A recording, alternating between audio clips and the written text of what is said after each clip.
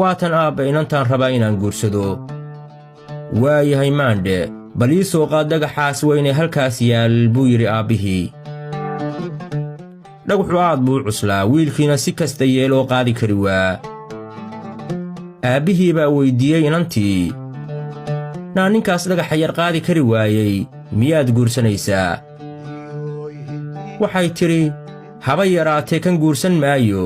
ka dibna way iska dhaqaaqday.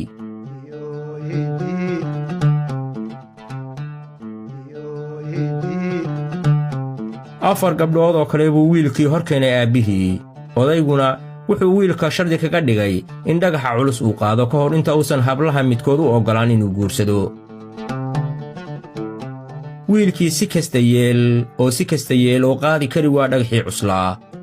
gabdhihiina sidaa awgeed way wada diideen inay xila u noqdaan ninkaas tamarta liita ee waxmataraha ah.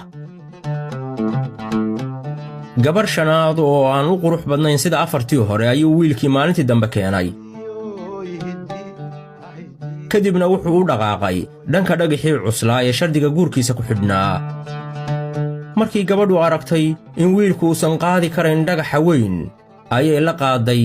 ka dibna waxay soo agdhigeen odayga cagihiisii.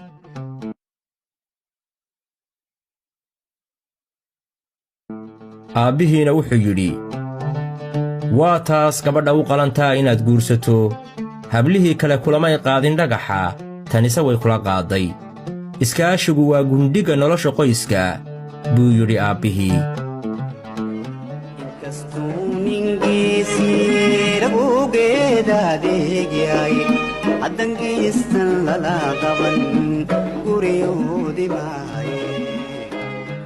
halkaas ayaana wiilkii iyo inantii aroos loogu qabtay, iyada oo loogu duceeyay inay noqdaan hal qoys oo nolosha ku wadaaga farxad iyo iskaashi.